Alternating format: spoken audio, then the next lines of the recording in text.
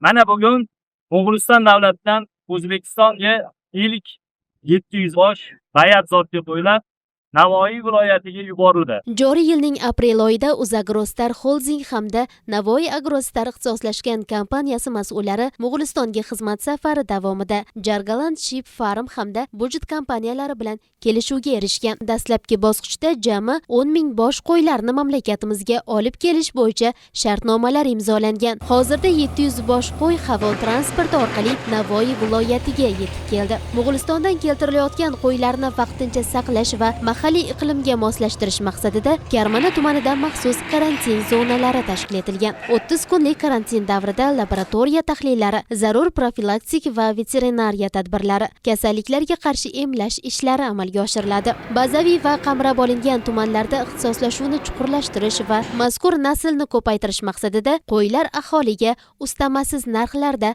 taqdim etilishi rejalashtirilgan.